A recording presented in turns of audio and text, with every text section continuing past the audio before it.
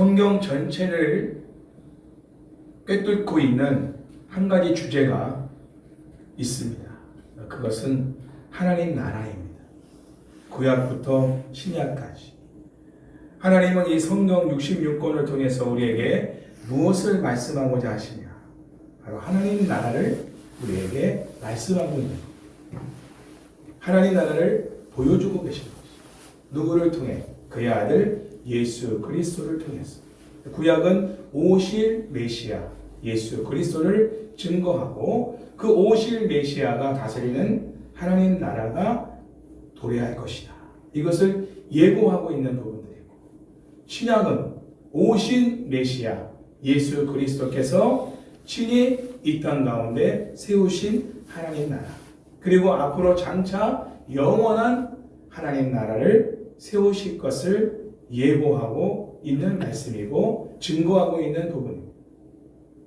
구약의 이스라엘 백성들이 세상과 완전히 다른 거룩한 하나님 나라를 세웠다면 이방 나라들이 우리도 시온에 나아가서 하나님을 예배하자라고 말했을 것입니다.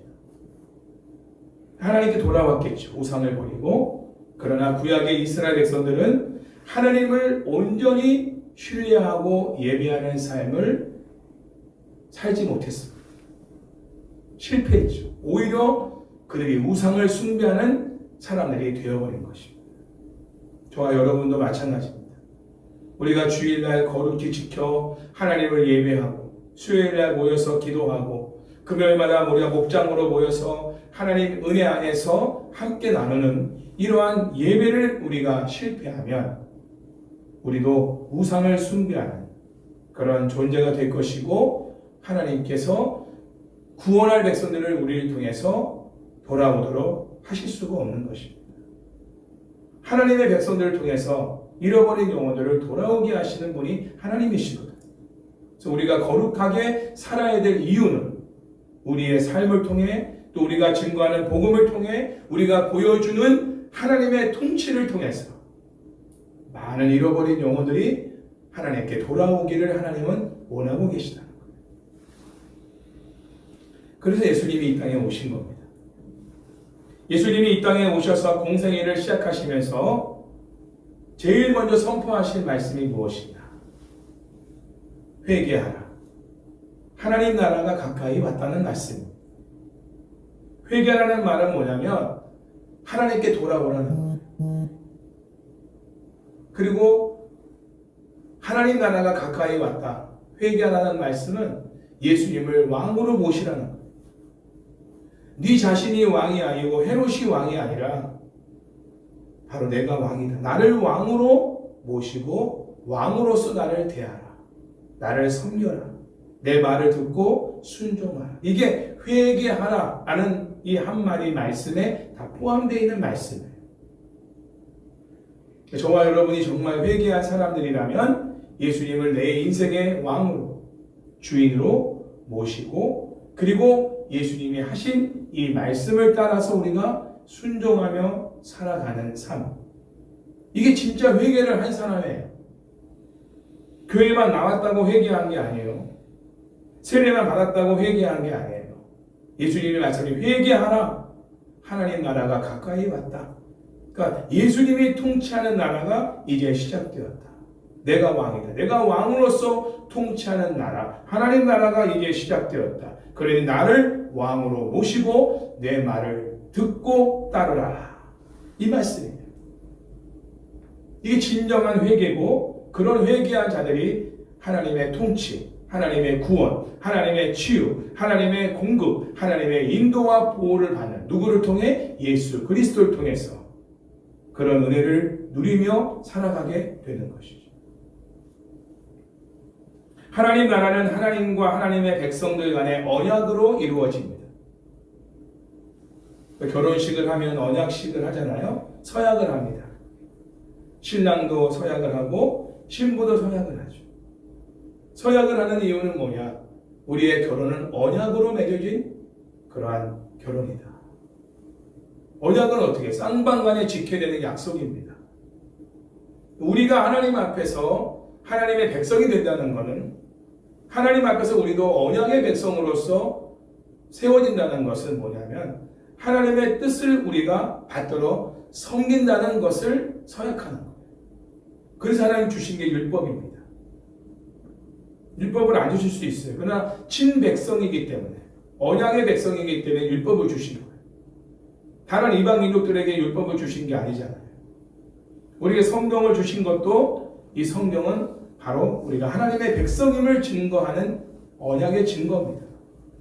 성경을 여러분들이 읽지 않고 성경 말씀을 듣지 않고 이 성경의 말씀 따라 살지 않는다는 것은 언약 백성이 아니라는 것을 스스로가 인정하는 거예요. 나는 하나님과 언약을 맺은 백성이 아닙니다. 하나님과 아무 관계가 없는 존재입니다. 라는 것을 여러분들이 스스로 증거하는 게 뭐냐? 성경과 무관하게 사는 거예요. 이 성경을 일주일 동안 한 번도 열어보지 않고 그냥 먼지와 툭툭 털고서 주위에다 갖고 나오는 사람들. 성경을 읽지도 듣지도 묵상하지도 지켜 행하지도 않는 사람들은 세례를 받았다 할지라도 직분자라 할지라도 언약의 백성다운 삶을 사는 사람들이 아니에요. 그러면 하나님도 우리에게 하시는 언약이 있어요. 내가 너의 하나님이 되어 너의 삶을 통치하겠다. 우리가 하나님의 언약을 이행하지 않으면서 하나님은 우리에게 언약을 이행하시라고 요청하는 것은 너무 이기적인 것입니다. 우리도 하나님의 언약의 백성으로서 하나님이 주신 율법의 말씀을 지켜 행하는 거죠. 하나님 사랑, 이웃 사랑. 율법의 정신은 한마디로 말하면 하나님을 사랑하고 또한 내 이웃을 내 몸과 같이 사랑하는. 그걸 구체적으로 어떻게 할 것인가를 이 성경 66권에서 자세하게 하나님이 설명해 주신 거예요. 하나님을 어떻게 사랑하는지, 이웃을 어떻게 사랑하는지를 하나님이 하나하나 조목조목 알려주신 게 성경 66권이에요. 그러니까 성경을 지식적으로 우리가 알고 많이 외우는 게 중요한 게 아니라 이 성경의 말씀을 통해서 하나님을 사랑하고 경외하는 법을 알아서 실천하는 게 중요해요. 그리고 이웃을 어떻게 사랑하는지를 또 우리가 성경을 통해 알아서 하나하나 적용하는 거예요. 그게 진짜 언약 백성으로 살아가는 거예요. 그러면 하나님도 우리의 삶 속에서 언약으로 맺어진 하나님께서 우리의 삶을 다스리시고 돌보시고 통치하는 삶을 베풀어 주시는 거죠. 그런 관계로 맺어진 존재입니다. 너희가 나에게 충성하면 나도 너희를 통치하겠다. 그런 관계로 맺어진 존재라는 것입니다. 하나님은 백성들을 예수님께 맡기셨고 온 만물도 맡기셨습니다. 실제적인 통치자는 누구냐? 하나님의 아들 예수 그리스도시죠. 하나님이 직접 통치하셨던 시대도 있지만 하나님이 지금은 예수 그리스도를 통해서 우리를 통치하고 계십니다. 물론 창조의 사역도 하나님은 성부 하나님만의 단독적인 사역으로 하신 게 아니잖아요. 성자 하나님, 성령 하나님과 함께 삼위일체 하나님으로서 창조의 사역을 하셨고 구속의 사역도 함께 행하신 겁니다. 그러나 누구를 앞세워서 그 일을 하게 하셨느냐? 그의 아들 예수 그리스도를 통해서 모든 사역을 행하게 하십니다. 지금도 마찬가지입니다. 그러니까 예수님을 믿지 않는다는 것은 하나님을 믿지 않는 거예요. 예수님을 찾지 않는 건 하나님을 찾지 않는 거죠. 예수님을 높여 찬양하지 않는 건 하나님을 높여 찬양하지 않는 거하고 똑같아요. 나와 아버지는 하나다. 예수님이 그런 표현도 하셨죠. 나를 공경하지 않는 자는 아버지를 공경하지 않는 것이다. 그런 표현을 예수님이 직접 하셨어요. 그러니까 예수님과 하나님은 뗄래야 뗄 수 없는 존재인 것이죠. 예수님을 높이는 것이 하나님을 높이는 것. 그러니까 바리새인들이나 서기관, 율법사들은 예수님을 부인하고 거부하고 죽이려 했죠. 대적했죠. 그들이 아무리 하나님을 잘 섬기는 자라고 스스로 자부할지는 모르지만 하나님 보실 때는 전혀 아닌 것입니다. 하나님을 대적하는 그러한 존재로 보시는 거죠. 그래서 그들은 독사의 자식들이라는 그러한 책망을, 저주를 받을 수밖에 없는 존재가 된 것입니다. 하나님은 그러면 예수님을 믿음으로 하나님과 언약을 맺은 하나님의 백성들을 어떻게 통치하실까요? 자, 이게 이제 오늘 말씀의 주제입니다. 어떻게 통치하실까요? 바로 섬김과 돌봄을 통해서 통치하신다. 자, 따라서 해볼까요? 하나님 나라는 섬김과 돌봄을 통해 또 나눔을 통해 세워지는 나라다. 네, 기억하십시오.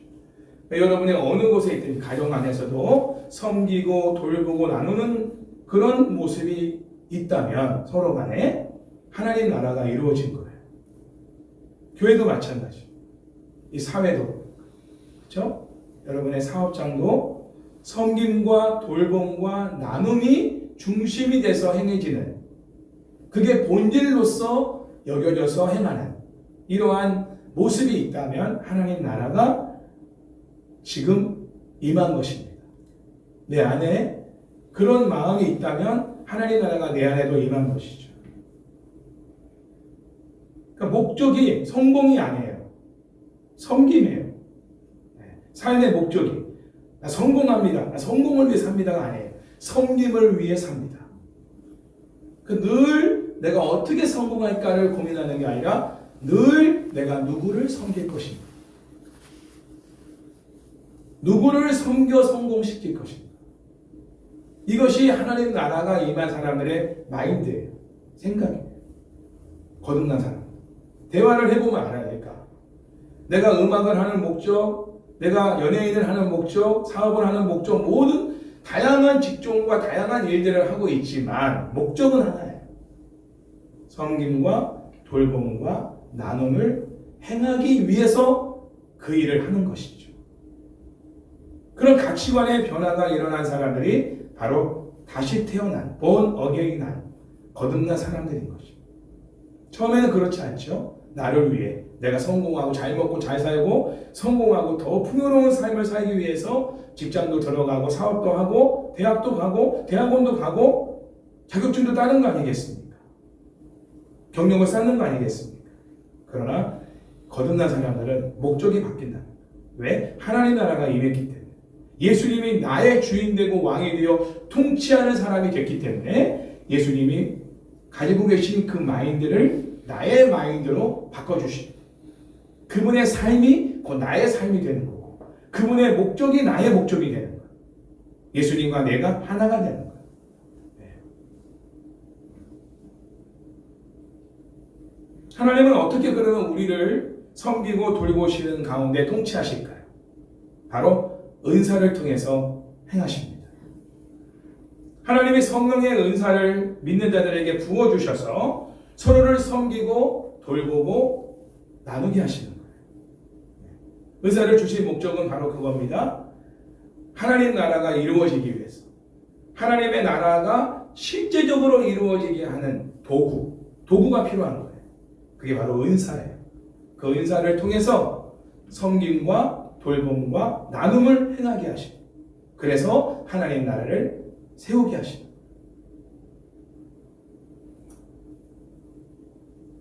하나님의 백성들이 작은 예수로 살아감으로 말미암아 하나님의 백성들을 하나님은 통치하고 계신 겁니다.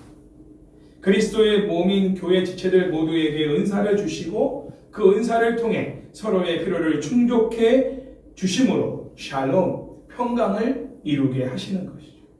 샬롬이라는 말은 헬라어로 이제 에이레네라고 하는데 이 샬롬이라는 뜻의 그 의미가 무엇이냐? 모든 결핍된 것들을 채우심으로 온전한 상태에 이르게 하시는 것. 그게 샬롬이에요. 평강이 있을지어다. 예수님이 두려워 떨고 있는 제자들에게 찾아오셔서 하신 말씀, 평강이 너에게 있을지어다. 제자들이 뭐 때문에 좀 두려워하고 있어요? 예수님은 십자가에 처형당하여 죽으셨고 이제 곧이어 자기들도 죽을 운명이에요. 두려움이 압도되고 있는 거예요. 그 가운데 예수님이 빛으로 찾아오셔서 평강이 있을지어다. 그 제자들의 결핍된 상태, 그 두려움의 마음을 예수님이 오셔서 꽉 채워주시고 온전한 상태로. 그러니까 모든 어떤 감정적인 부분에서만이 해당되는 그 단어가 아니에요. 샬롬이라는 거. 예를 들어서 물질적으로 우리가 결핍되어 있는 부분들이 있다는 상황이라면 그 물질에 결핍된 것들을 채워주신 것도 샬롬이에요. 육체적으로 우리가 어떤 병들고 약한 부분들이 있는데 하나님이 그것을 또한 낫게 해주시고 회복해 하시는 것도 샬롬이에요. 배가 고픈 사람들, 오병이의 기적이 그렇죠. 배가 고파 기진하고 있는 사람들에게는 먹을 것을 주셔서 배를 든든하게 채워주시는 거 샬롬이에요. 그렇죠? 지식이 부족한 자들에게 지식을 더해 주셔서 알게 하시는 것도 샬롬이에요. 결핍된 부분들이 충족하게 하나님의 은혜 가운데 채워짐으로 인하여 온전한 상태에 이르는 것, 그게 바로 샬롬이라는 거예요. 그 샬롬을 이루시기 위해서 각 사람에게 주신 것이 바로 은사라는 것이죠. 은사를 통해 서로의 결핍된 부분들을 채워줌으로 온전한 상태에 이르게 되어 모두가 샬롬 할 수 있는 그러한 은혜를 주십니다. 하나님 나라의 정서는 뭐냐? 샬롬인 거예요. 샬롬. 그렇죠? 샬롬. 샬롬이 임하지 않았다는 건 아직 그런 섬김과 돌봄과 나눔의 그 하나님 나라의 그 삶의 모습이 지금 부족하거나 없다는 것이죠. 충만하면, 그게 충만한 교회, 충만한 가정, 충만한 사회라면 모두가 샬롬할 수 있는 거죠. 나중에도 나오지만 이제 초대교회 사도행전에서 보면은 모두가 필요한 사람이 없다고 했잖아요. 이게 샬롬이에요. 누군가는 굶주려서 먹을 것이 없어서 허덕이고 있는 사람이 한 사람도 없는 거예요. 믿음의 형제자매들 가운데는. 모두가 다 충족하게 채워진 거죠. 샬롬이 임한 거예요. 어떻게? 부유한 사람들은 자기 땅을 팔고 자기 집을 팔고 그 재산을 사도들 앞에 내놨어. 구제에 힘쓴 거예요. 일단 먼저 믿는 사람들의 가정에 필요한 것들을 충족하게 채워주는 거예요. 그 어떤 인사치레적으로 주는 게 아니에요. 쌀이 10kg 필요한데 그냥 100g만 주고서 그냥 인사치레적으로 그냥 이렇게 하는 게 아니라 충족하게 채워주는 거예요. 살아갈 수 있도록 넉넉히 살아갈 수 있도록 채워주는 은혜가 초대교회 안에 있었던 거예요. 성령의 은사가 강력하게 역사한 것이죠. 그래서 서로의 결핍된 부분들이 하나님의 은혜 안에서 서로를 통해 채워지게 하신 거예요. 샬롬이 이루어진 거예요. 그 모습을 보고 주변에 믿지 않는 사람들이 놀란 거죠. 야, 우리에게서 볼 수 없는 모습이 저들에게 있다. 지금도 성부, 성자, 성령 하나님은 끊임없이 자신을 내어주심으로 우리를 사랑하고 계시고 우리에게 샬롬을 주고자 하십니다. 죄인된 우리에게 독생자를 내어주신 그 십자가의 사랑이 바로 하나님의 사랑을 나타내고 있어요. 전부를 주신 거예요. 하나님. 그 아들을 주신 건 전부를 주신 거예요. 하나님은요, 절반만 주시는 분이 아니에요. 다 주신 거예요. 아낌없이. 그래서 우리에게 샬롬을 주시는 분이에요. 하나님은 독생자 예수님을 십자가에 내어 주시어 우리를 대신하여 죽게 하심으로 하나님의 가장 깊은 사랑을 드러내신 것입니다. 하나님 사랑은 한마디로 말하면 따라서 해볼게요. 끊임없이 자신을 내어주는 사랑이다. 하나님의 사랑. 끊임없이 자신을 내어주는 사랑이다. 우리가 그 사랑을 받은 거예요. 지금 우리가 잘하든 못하든 우리가 때로는 하나님 앞에 좀 불평원망할 수도 있고 하나님 뜻대로 못 살 때도 있잖아요. 그래도 불구하고 하나님은 끊임없이 내어주시는 사랑을 베풀어 주십니다. 죄가 그 사랑을 받지 못하게 또 받아도 사랑으로 느끼지 못하게 막고 있기 때문에 그 죄를 회개하라고 하시는 거예요. 사실 우리가 부모가 되보면 말 안 되는 자식들도 우리가 사랑합니다. 문제는 뭐냐면 그 자녀가 부모의 사랑을 느끼지 못한다는 거예요. 그게 뭐 해준 게 있냐는 거예요. 서운한 것만 얘기하는 거예요. 좀 억울하죠? 속상하죠? 눈물 나죠? 준 건 사랑밖에 없는데 돌아오는 건 원망밖에 없는 거예요. 무엇이 그렇게 하느냐? 죄와 육체와 사탄이 우리 안에서 서운한 것만 생각나게 만들어요. 못해준 것만 생각나게 해요. 성령님은 그렇게 하시지 않아요. 성령님은 감사한 것들만 생각나게 하셔요. 그게 하나님께도 영광이지만 우리 모두에게도 우리 몸의 모든 신체 세포들도 살아나게 하는 살리는 역사가 감사를 통해 있잖아요. 과학적으로도 증명됐잖아요. 감사하는 자들에게 일어나는 그런 놀라운 생체의 변화들. 그렇죠. 영육을 회복시키는 거예요. 감사가. 저번에도 말씀드렸지 감사를 잃어버리면 다 잃어버린다. 감사를 회복하면 다 회복돼요. 할렐루야. 네. 근데 감사를 못하게 하는 게 바로 내 안에 있는 죄, 육체, 사탄의 세력. 그래서 우리가 싸워야 되는 거예요. 내 안에 있는 이기적인 마음, 나밖에 모르는 그런 욕심꾸러기 같은 마음, 탐욕, 이런 모든 탐심, 이런 것들과 싸워야 돼. 왜 우리의 정과 욕심을 십자가에 못 박아야 되냐, 날마다. 내가 왜 죽어야 되느냐? 왜 내가 죽어야 되느냐? 그 사랑을 내가 느낄 수 있고 그 사랑을 계속 받을 수 있고 또 그 사랑을 흘려보낼 수 있도록 하려면 다시 말하면 내 안에 하나님 나라가 충만하게 임하고 그 하나님 사랑을 보여줌으로 다른 사람들에게도 하나님의 사랑을 하나님 나라를 세우는 이런 역할을 우리가 할 수 있으려면 죄와 사탄과 육체와 날마다 싸워야 된다. 이겨야 된다는 거예요. 그 이길 수 있는 힘을 주셨어요. 성령님이시죠. 할렐루야. 성령을 날마다 우리가 의지하고 성령의 충만함을 구해야 되는 이유는 성령이 아니면 죄를 이길 수가 없거든요. 성령 충만해야 우리가 죄를 이길 수 있고 하나님 사랑을 자그마한 것에도 이 꽃 한 송이 낙엽 하나에도 바람에도 하나님 사랑을 느끼는 거예요. 성령 충만한 사람들, 굉장히 성령적으로 굉장히 충만한 사람들이 느끼는 바가 뭐냐면 이 사소한 것에도 하나님 사랑을 느끼는 거예요. 대부분 공부할 때 좀 그런 마음이 느끼죠. 부유하고 좀 이렇게 뭔가 풍성하면 하나님 사랑이 이렇게 소소하게 오는 것들을 별로 느끼지 못하는 거예요. 꼭 기억하세요. 하나님 사랑은 끊임없이 자신을 내어주는 사랑입니다.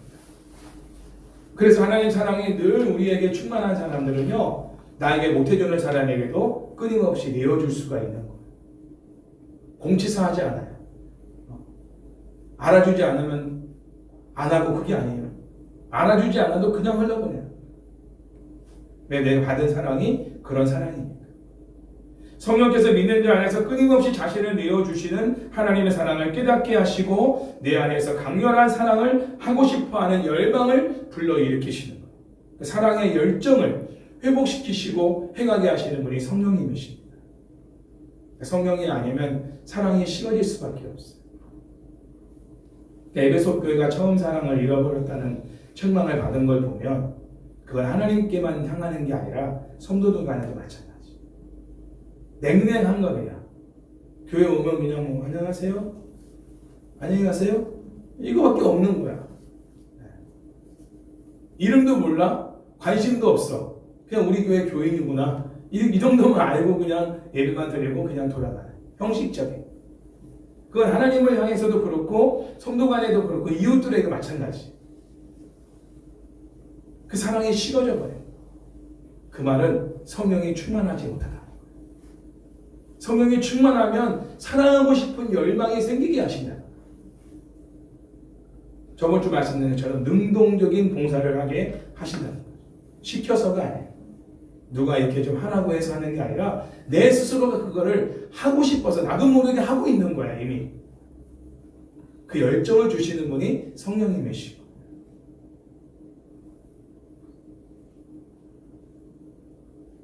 그래서 가족들과 성도들과 이웃들을 향해서 끊임없이 내어주는 사랑을 행하게 하시는 것이 성령님의 역사인 것이죠. 그리고 성령이 충만한 교회가 바로 세상을 축복하고 치유하는 역할을 감당합니다.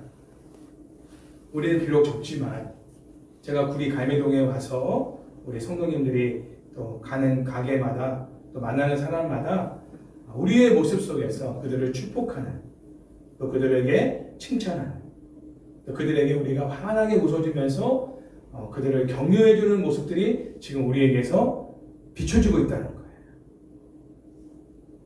성령님께서 우리 안에 그런 열정과 그런 사랑을 표현할 수 있는 은혜를 주셨기 때문에 우리가 긴장하고 경계하는 게 아니라 우리가 누구를 만나든지 열린 마음으로 그들에게 다가가고 또 맛있어요. 너무너무 음식이 최고예요. 또 올게요 하면서 칭찬도 해주고 격려도 해주고 감사함을 표현하고 이런 모습들이 계속해서 보여진다면 저들에겐 뭐가 있구나. 저들에게는 뭔가 다른 교회에서 볼 수 없는 다른 교인들에게서 볼 수 없는 특별한 모습이 저기 에이스 프라자 4층에 있는 한가족교회 다니는 성도들의 모습에서 보여지고 있다. 느끼는 거예요, 그들이. 저기 뒤에 화분이 왔지만 이 간판 하시는 그 사장님이 다른 멘트도 아니고 다 가족과 같은 따뜻함을 느낍니다. 이런 표현을 써가지고 저렇게 보냈다는 건 그들이 그런 영향을 받았다는 거예요. 그렇게 하시는 분이 누구냐? 성령님이십니다. 지금 우리가 할 수 있는 전도고 우리가 할 수 있는 사랑의 표현인 것이죠. 꼭 물질로만 하는 게 아니에요.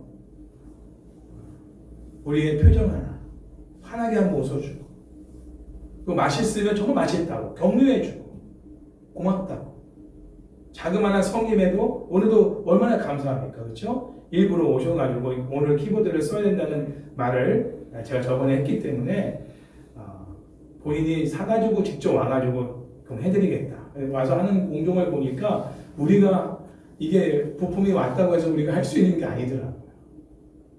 인두를 지지고 막 많은 작업을 하시더라고요. 그래서 오늘 키보드를 쓸 수 있게끔 해주시고 또 얼른 가셨잖아요.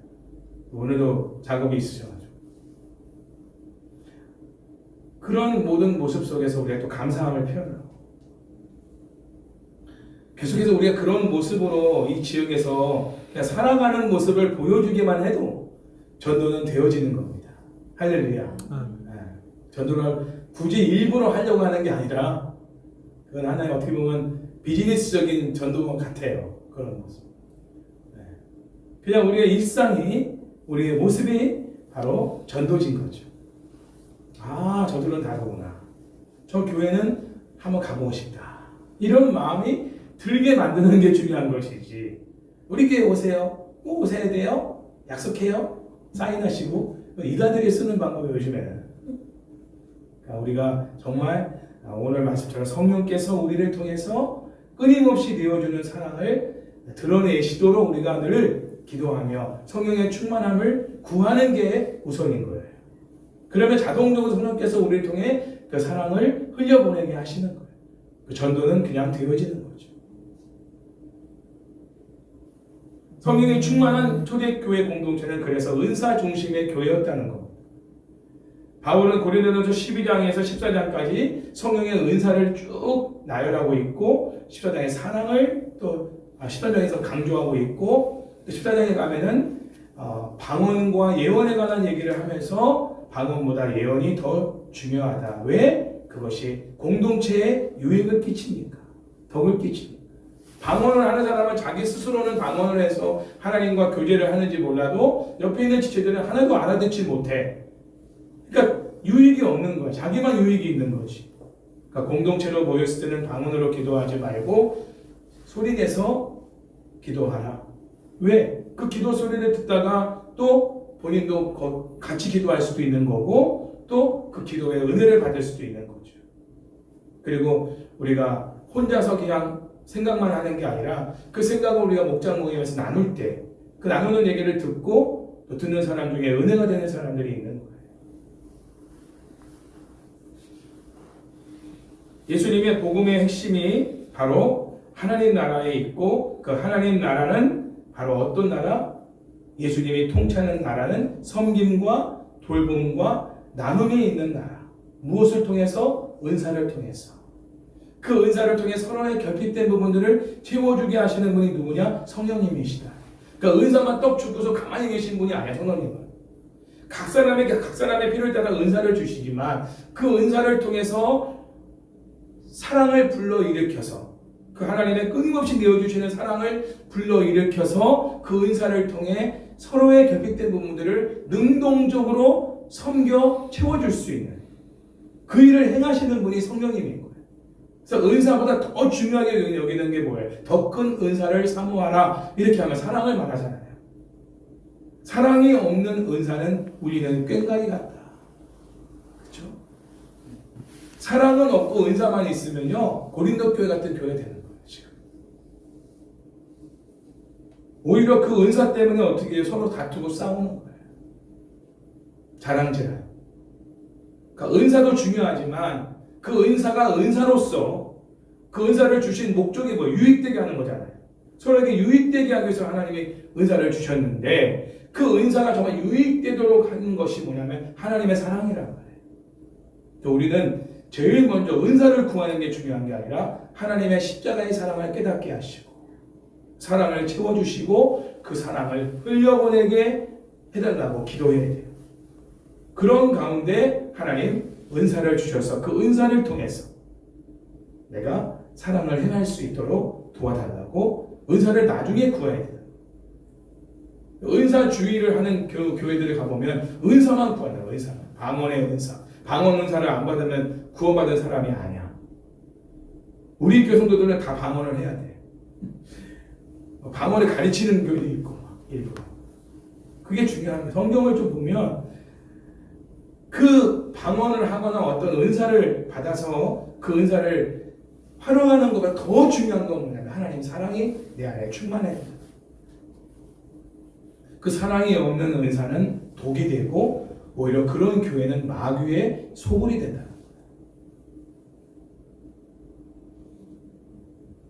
하나님의 통치와 권능이 교회 안에 나타난다는 것은 바로 교회 안에 이미 하나님 나라가 실현되었다는 것을 의미하죠. 그게 어떻게 표현돼요? 하나님 사랑 가운데 각자의 은사를 가지고 서로의 필요를 채워주는 모습이 보이는 거예요. 저는 사실 우리 한가족교회가 지금 하나님의 통치 가운데 권능 가운데 있다는 것을 느끼고 있습니다. 하나님의 일하심을 느낀다는 거죠. 다른 사람도 느끼고 여러분도 느끼고 계시죠? 우리의 부족한 부분들을 하나님이 다른 성도들을 통해 또 채워주고 계세요. 이 예배당이 하나 세워지기까지도 하나님은 다른 성도들을 통해 우리의 결핍된 부분, 우리 교회 결핍된 부분은 물질 아닙니까? 그 물질을 채워주시는 거예요. 하나. 그래서 오늘까지도 이렇게 온전하게 하나님을 구비해 주시고 또 우리도 그들의 결핍된 부분들을 채워주고 있어요. 중보기도. 매일마다 우리는 중보기도해요. 여러분 매일마다 기도하는 거 쉽지 않습니다. 그리고 내 주변에 매일마다 나를 위해 기도하는 사람 그리 많지 않아요. 그것도 간절함을 담아 호소하며 또 하나님이 기뻐하시는 삶을 살아가면서 기도하는 의로운 기도자들은 더더욱 찾아보기 어려워요. 중보기도 한다고 다 들어주시는 건 아니거든요. 기도하는 사람의 삶이 하나님 보시기에 의로워야 돼요. 기뻐해야 돼요. 하나님 기뻐하실 만한 사람이에요. 그러면서 기도할 때 하나님 잘 들어주시죠. 내가 늘 죄짓고 내가 하나님 보시기에 기뻐하실 만한 모습이 아닌 그런 삶을 살아가면서 다른 사람들을 위해서 기도한다. 하나님이 들어줄 수 없는 거예요. 그들은 알아요. 우리의 기도가 얼마나 하나님이 크게 역사하시는지를 느낀대요.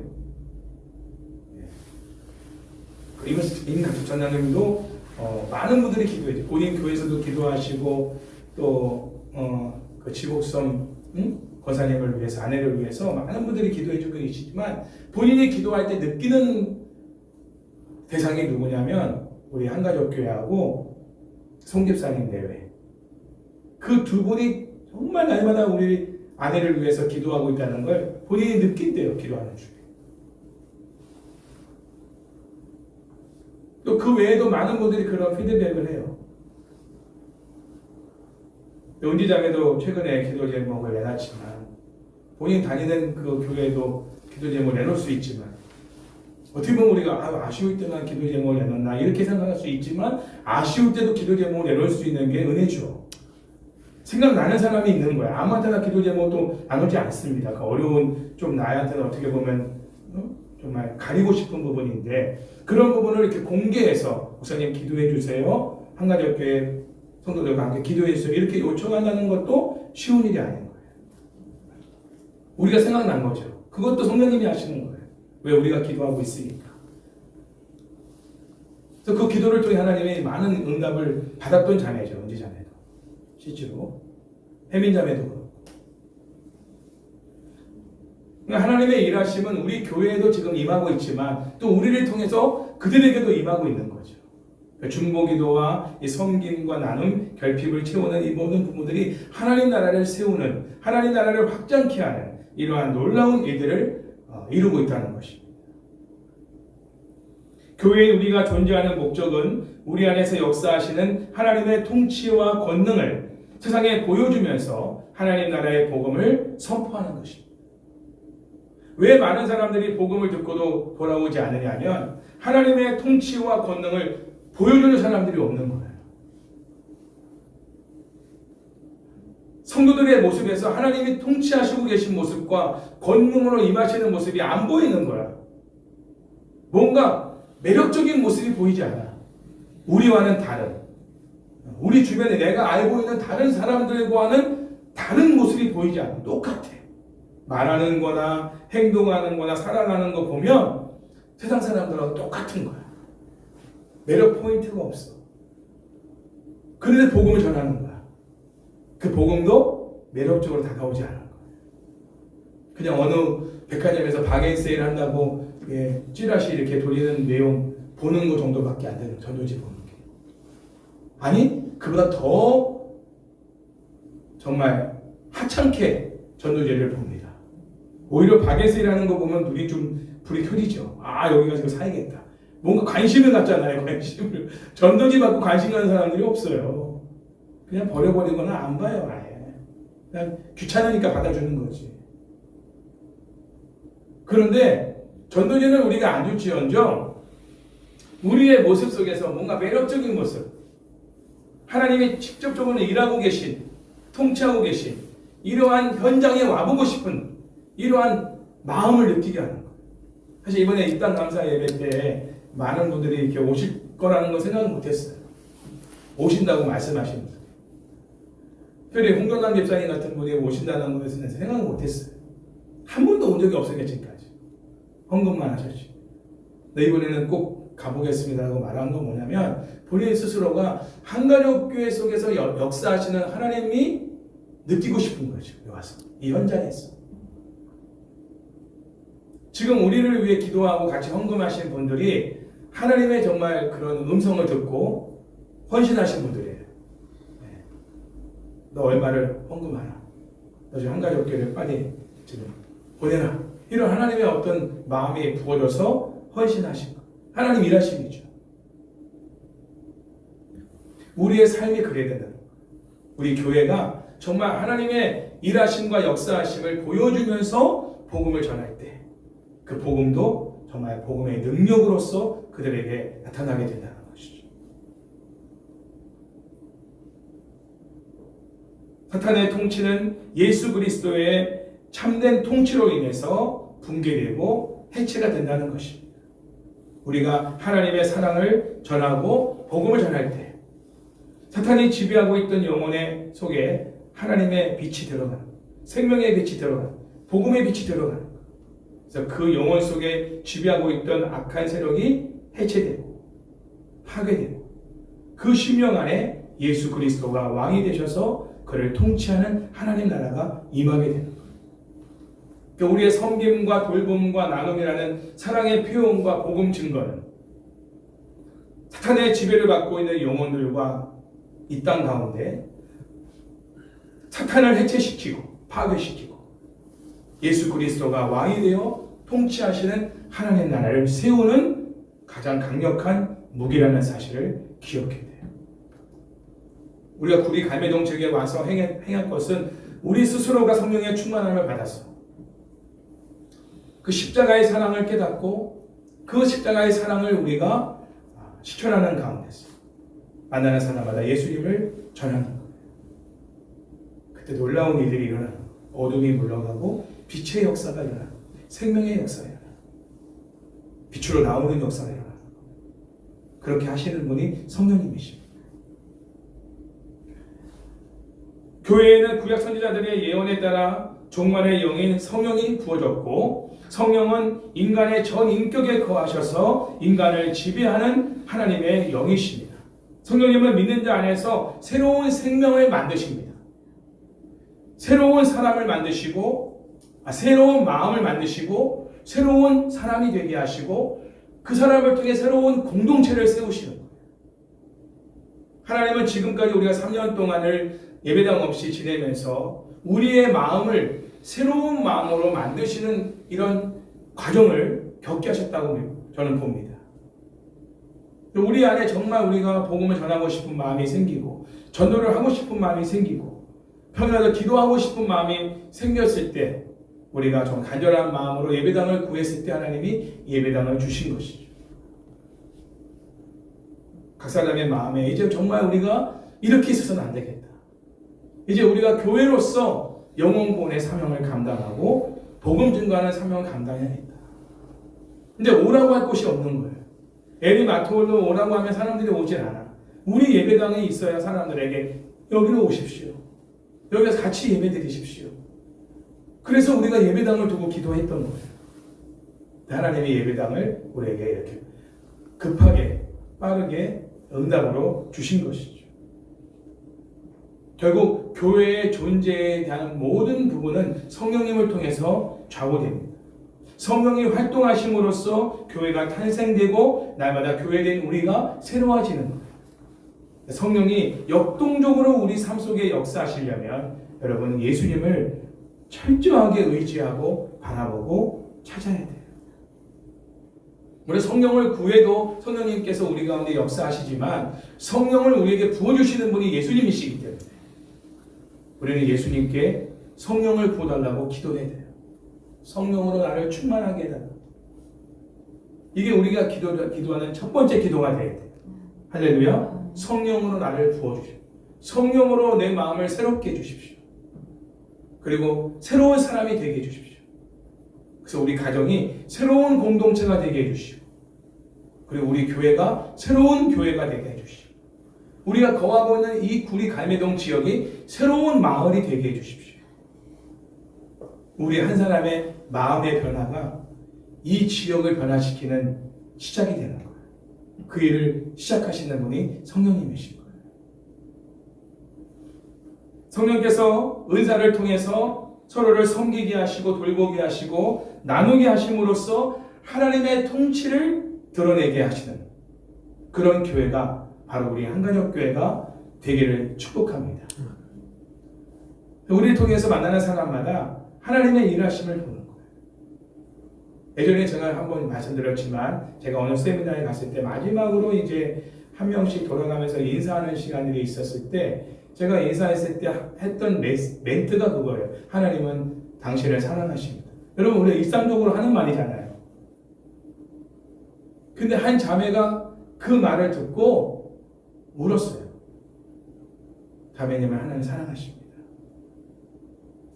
그 다음 학기에 그 자매가 등록을 해서 같은 조가 돼가지고 같이 얘기를 하는데 첫 마디가 뭐냐면 그때 목사님이 하나님은 자매님을 사랑하신다라는 말이 하나님의 음성 들렸다는 거예요. 그렇게 하신 분이 누구예요? 성령님이신 거예요. 그 자매는 사실 그때 그 학기를 마치고 자기 생명을 끊으려고 했다는 거예요. 이유인즉 남편으로부터 학대를 받은 거예요. 근데 하나님 나를 사랑하신다는 그 음성으로 인해 자기가 생명을 끊지 않고 살았다는 거예요. 근데 목사님과 같은 조가 되겠다는 거예요. 또 울면서 고백하는 거예요. 정말 소름이 끼쳤어요. 예전에 종합역에 있을 때도 마지막에 목사님들이 저 문 앞에 서가지고 나가는 성도들마다 인사하지 않습니까? 다들 멘트가 있어요. 각 목사님마다. 저는 멘트가 뭐냐면 승리하세요. 승리하세요. 별 볼일 없이 그냥 네 목사님 승리할게요 가시는 분이 계세요. 한 형제님이 그 말을 듣고 힘을 얻은 거예요. 그래서 그 형제님도 스스로 뭔가 안 좋은 일을 하려고 했을 때 그 말이 계속 자기 귓줄을 때리는 거야. 승리해야 된다. 아, 나 지금 마귀에게 지면 안 돼. 승리해야 돼. 해가지고 그 어떤 안 좋은 생각, 부정적인 생각을 떨치고 승리할 수 있었다. 자, 제가 말했지만 그 말을 그들에게 있어서 유익되게 하고 그들을 살리게 하게 하시는 분이 누구냐면 성령님이신 거예요. 내가 늘 성령 충만하면 내 말 한마디에도 사람을 살릴 수 있다는 거예요. 성령 충만하지 않은 가운데 아무리 주옥 같은 말을 1시간 이상 우리가 설교하고 나눈다 할지라도 그 1시간의 설교가 그게 아무 유익을 끼치지 못합니다. 저를 위해 기도해 주셔야 돼요. 성령에 충만한 설교자가 돼야 그 말씀이 성도들을 살리는, 그들을 새롭게 하는, 그렇죠? 그들의 새로운 마음, 새로운 사람으로 만들게 하는, 작용을 하는 그런 통로가 되는 거죠. 저와 여러분도 마찬가지. 그런 곳에 기쁨이 있는 거죠. 왜? 하나님의 일하심을 느껴지고 보여지니까. 성령의 은사는 하나님이 우리에게 주신 선물입니다. 우리 하영에게도 은사를 주셨어요. 어린아이에게 다 은사를 주십니다. 그 은사가 다양한 것은 다양한 필요가 교회 안에 있기 때문에 그런 거죠. 능동적인 그 봉사와 섬김과 나눔과 돌봄을 통해서 서로의 결핍된 부분들을 채워가는 것. 그게 교회 공동체 안에서 주시는 하늘의 기쁨인 거예요. 우리는 하나님이 준비하라고 해서 뭔가를 준비해서 왔는데 나중에 어느 성도가 그거를 받고 나서는 너무 흥분하는 거예요. 너무 감사하는 거예요. 왜냐? 자기가 그걸 정말 꼭 필요한 부분이었다는 거죠. 그 결핍된 부분들을 채워주는 역할들을 역동적으로 하는 교회 오고 싶지 않겠어요? 매주마다 오는 거예요. 왜? 오늘은 또 무엇을 채워줄 것인가. 처음에는 받기만 하다가 이제는 나도 뭔가에 유익을 끼치고 싶은 마음이 생길 때는 자그마한 초콜릿이라도 이렇게 사가지고 준비해서 하나씩 나눠드리는 거예요. 근데 굉장히 필요한 어떤 자매가 그 초콜릿을 먹고 눈이 퍽 트이는 거예요. 아우, 자매님이 주는 그 초콜릿 때문에 내가 힘을 얻었다고 오늘. 그래서 오늘 반주할 수 있었다고. 그래요? 그게 그렇게 쓰여졌어요? 너무 기뻐요. 감사해요. 이게 교회예요. 매주마다 그런 흥분과 기쁨과 감격이 넘치는 교회. 성령이 충만하게 역동적으로 역사하여 각자에게 주신 은사를 가지고 서로를 돌보고 섬기고 나누게 하셔서 서로를 살리고 새롭게 하고 치유케 하시는 이런 공동체. 그게 바로 성령의 역사하는 교회 공동체인 것이죠. 그런 교회를 세우기를 하나님 원하시는 거예요. 오늘 이 말씀을 보면은 13절 말씀을 통해서 이렇게 말하죠. 우리가 유대인이나 헬라인이나 종이나 자유인이나 다 한 성령으로 세례를 받아 한 몸이 되었고 또 다 한 성령을 마시게 하셨느니라. 아멘. 자, 우리가 믿음으로 예수님과 연합을 이룬다는 것은 뭐냐? 예수님이 나를 접수하시는 게 아니라 예수님이 신비로운 연합을 이루신다는 거예요. 내 안에서. 이 말은 뭐냐면요. 이 생각이 예수님 생각인지 내 생각인지 구분이 안 된다는 거예요. 예수님의 생각이 내 생각이고 또 예수님으로부터 온 것인지 나로부터 온 것인지 구분이 안 될 만큼 일치된 생각 속에서 행하는 거예요. 이게 예수님의 생각인지를 어떻게 아냐면 내 안에 평강에 있는 거예요. 그리고 이 생각이 바뀌지가 않아요. 한 가지의 생각이 딱 꽂혀지면 다른 생각들로 이 생각을 밀어버리는 게 아니라 이 생각이 계속해서 내 마음을 지배하고 있어. 그걸 할 때까지. 그건 예수님의 생각인 거예요. 근데 그게 또 내 생각인 거예요. 이것이 바로 예수님과 내가 연합을 이루고 있다는 증거입니다.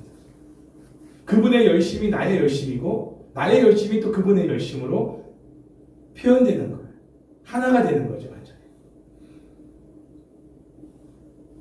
그러면서 은사가 교회 안에서 사용되는 거예요. 내가 하는 것 같지만 누가 하시는 거예요?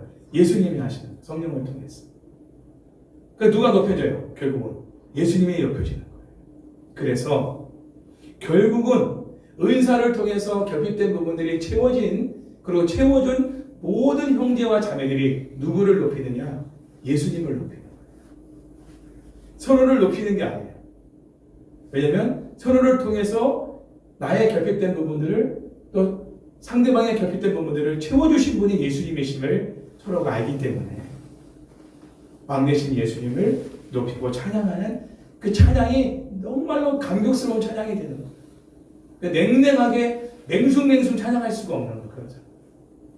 아무개 자매를 통해 나의 결핍된 부분들이 채워졌지만 그렇게 하신 분이 예수님이신 것을 알기 때문에 찬양하는 시간에 정말 그러한 고백을 주님 앞에 힘을 다해서 찬양하게 돼요.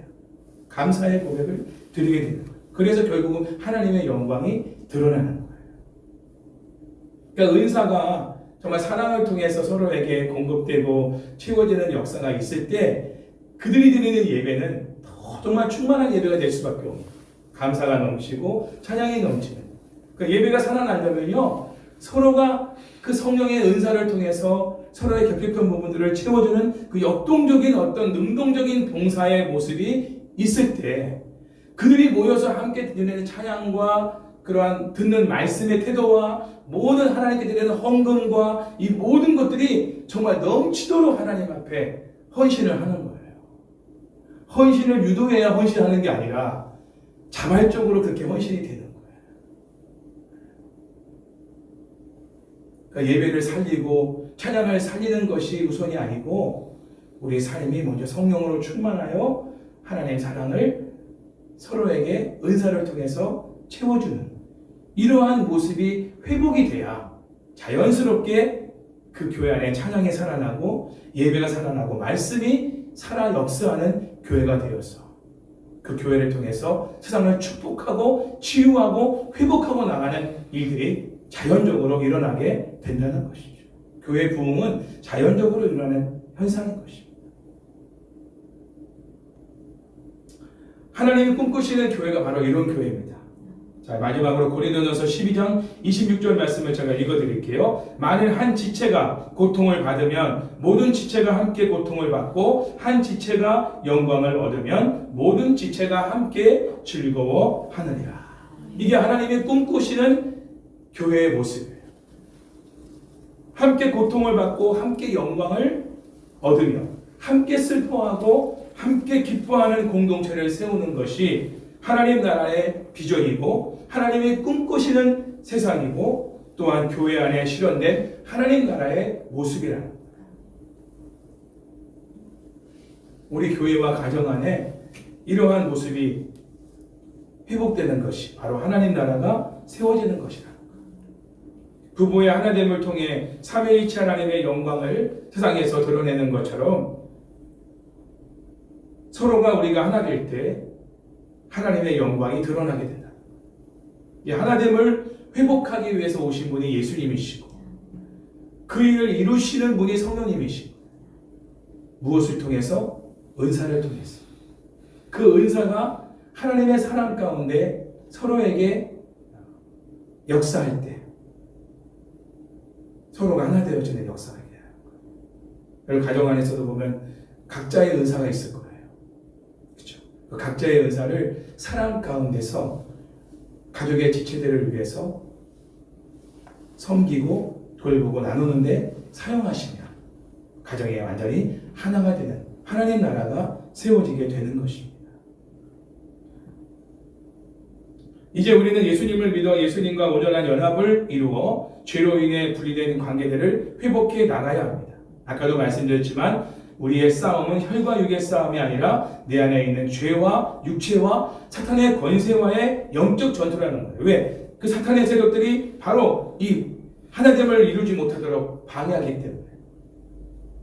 우리 안에 하나님의 사랑, 그 십자가의 사랑을 가지고 이러한 죄와 육체의 세력을 우리가 맞서 싸워야 된다는 거예요. 은사는 영원하지 않지만 하나님 사랑, 십자가의 사랑은 영원합니다. 아까도 말했죠. 사랑이 없이는 은사가 헛됩니다. 사랑이 없다면 교회 안에 아무리 은사가 많아도 교회 공동체는 철저히 깨지고 말 것이다. 마귀의 소굴이 된다는 거예요. 봉사하면서 싸우고 다투고 떠나게 되죠. 은사로 서로를 죽이게 됩니다. 차라리 안 하는 게 나은 거죠. 하나님의 사랑이 우리 안에 충만히 거할 때만 그 은사를 통해서 서로에게 유익이 될 수 있고 하나됨을 이룰 수 있다는 거예요. 오늘의 이 설교의 본질은 그겁니다. 사랑이에요. 그 하나님의 사랑이 내 안에 채워지도록 기도하십니다. 그 사랑이 없이는 아무리 우리에게 주어지는 은사를 가지고 가족들을 섬기고 성도들을 섬기고 이웃을 섬긴다 해도 그것은 그들에게 독이 되지 유익이 되지 않는다는 거예요. 그리고 하나됨을 이루기보다 오히려 다투고 싸우는 결과를 가져오게 된다는 것입니다. 하나님의 사랑 가운데 가장 강한 사랑은 뭐냐? 오래 참고 또 모든 것을 참아주고 믿어주는 사랑. 사랑장에 나오는 사랑. 다시 말하면 원수를 정복하는 사랑. 오래 참고 모든 것을 참아주며 믿어주는 사랑. 사실 이게 참 어려운 것 같아요. 특별히 믿음이 안 가는 사람을 믿어야 하는 것이 참 어려워요. 근데 그 믿음도 하나님이 주셔야 돼요. 믿음이 안 가는 사람을 믿어야 될 때 여러분 믿음을 구하시기 바랍니다. 내가 믿으려고 해도 안 믿어져요. 계속 의심만 생기고. 그러니까 하나님 나에게 믿음을 주셔서 그 사람을 믿고 신뢰할 수 있는 은혜를 달라고 기도하셔요. 우리 한가족교회가 정말 함께 고통을 받고 함께 영광을 받으며 함께 슬퍼하고 함께 기뻐하는 사랑으로 하나가 되어지는 하나님의 원하시는 그러한 교회가 되어져서 하나님이 주시는 그 은사를 가지고 십자가의 사랑으로 우리의 이웃들을 사랑하고 섬길 때 우리 한가족교회가 하나님 나라를 세우는 큰 역할을 감당하게 될 줄로 믿습니다. 그 은사보다 사랑이 중요하다. 사랑을 하나님 앞에 구하라.